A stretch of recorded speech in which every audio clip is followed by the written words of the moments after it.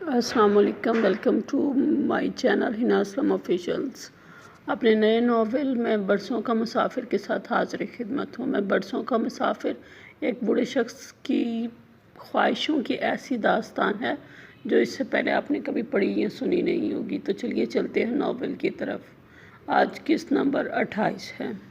दिलावर, आप मेरी मम्मी की इंसल्ट कर रहे हैं। बिहा को दिलावर की बात ने आग बगोला कर दिया। इंसल्ट नहीं कर रहा, सच्चाई बयान कर रहा हूँ।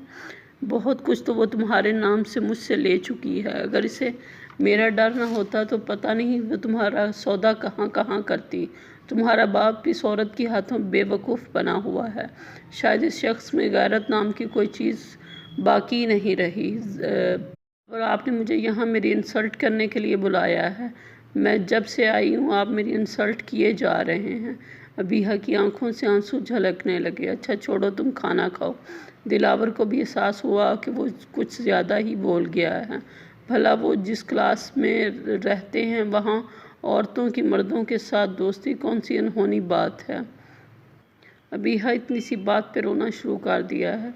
इसने नरमी से इसका हाथ पकड़ा और दूसरे हाथ से टिश्यू इसकी तरफ बढ़ाया। जल्दी से खाना खाओ, फिर तुम्हें तुम्हारा घर भी दिखाना है। अबीहा जैसी बेवकूफ़ हसीना को बहलाना इतने माहिर खिलाड़ी के लिए कौन सा मुश्किल काम था।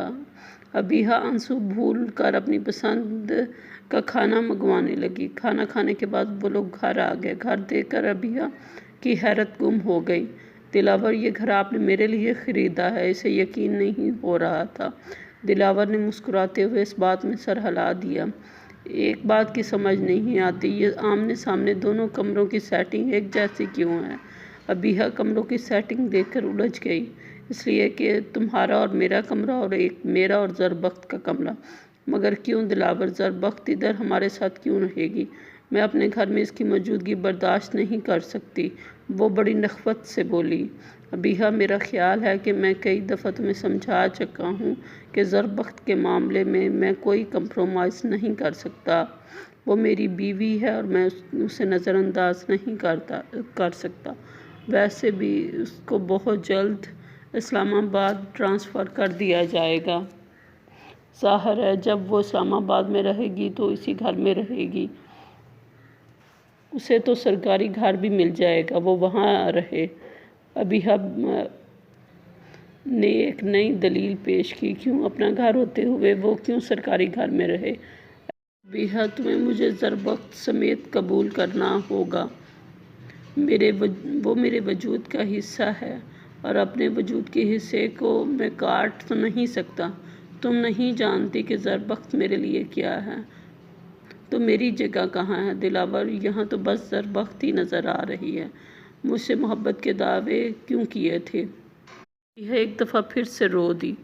अबीहा, तुम्हें नहीं लग रहा कि हम बेकार की बहस में उलझ रहे हैं। अबीहा की खूबसूरत आंखों में से आंसू कहाँ गंवारा थे।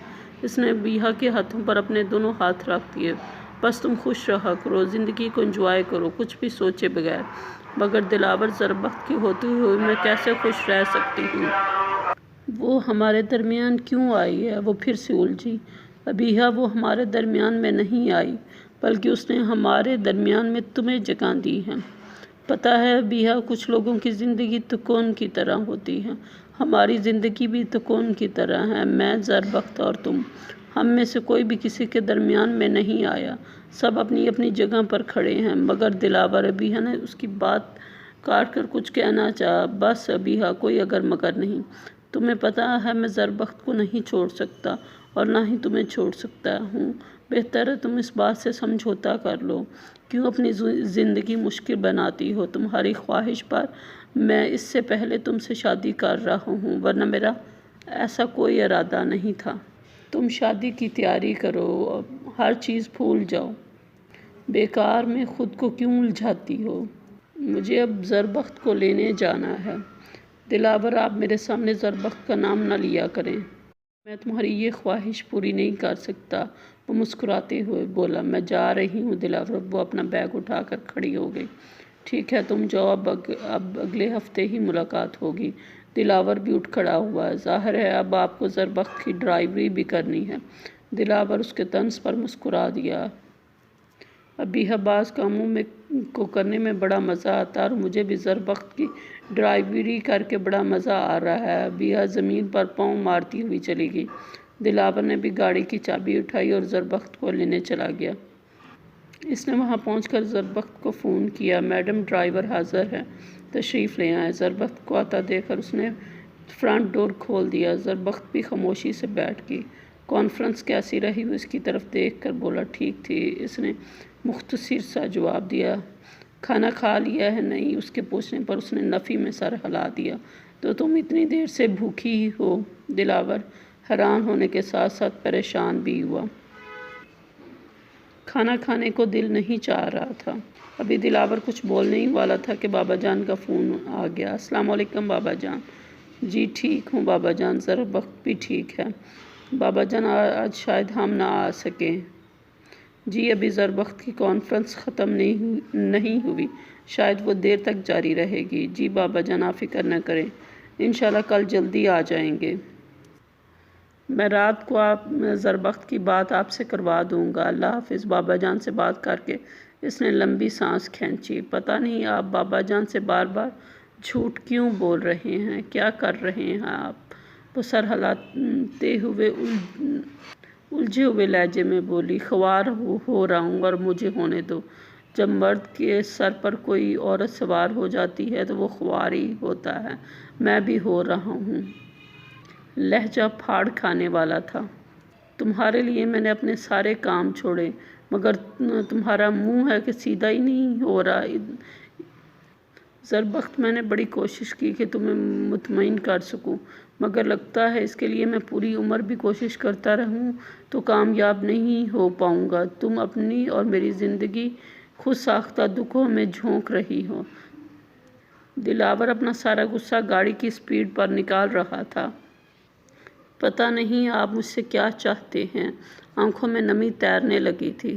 تمہیں خوش دیکھنا چاہتا ہوں، مگر تم ایسا کیوں چاہو گی؟ مجھے مطمئن دیکھ کر بھلا تمہاری دشمنی مجھ سے کیسے پوری ہو سکتی ہے؟ جتنا مجھے تنگ کر سکتی ہو کرو، میں بھی دیکھوں گا کہ تم کس حد تک جا سکتی ہو۔ کرو میری اور اپنی زندگی اجیرن، میں اب تمہیں نہیں روکوں گا۔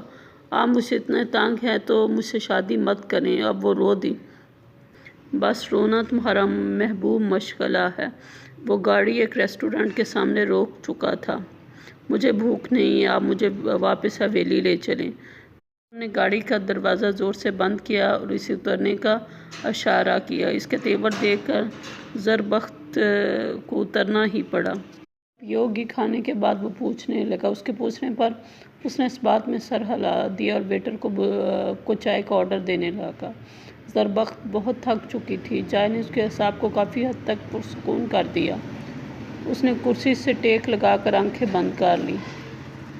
دلاور اسے غور سے دیکھ رہا تھا۔ تھکن اس کے چہرے سے عیاں ہو رہی تھی۔ چلو زربخت، یہ سونے کی جگہ نہیں ہے۔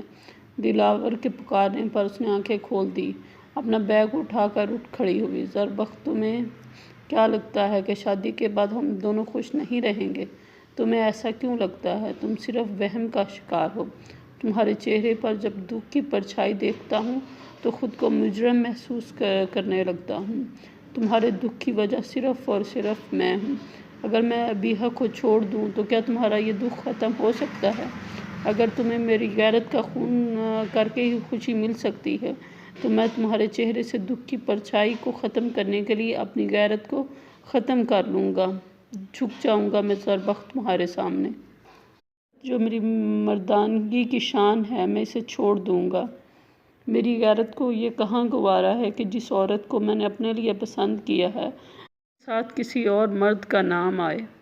کچھ دن میری محبت میں تڑپے گی، روئے گی اور پھر اس کے زخموں کو مرہم لگانے کے لیے کوئی اور ہاتھ آگے بڑھیں گے اور وہ اپنے آپ کو ان ہاتھوں کے سپرد کر دے گی۔ بولو زربخت، چپ کیوں ہو؟ میں تمہیں خوش دیکھنے کے لیے کچھ بھی کر سکتا ہوں۔ آپ جو مرضی کریں مگر مجھے مت الجھائیں۔ گاڑی جب رکی تو وہ حیران نظروں سے اسے دیکھنے لگی۔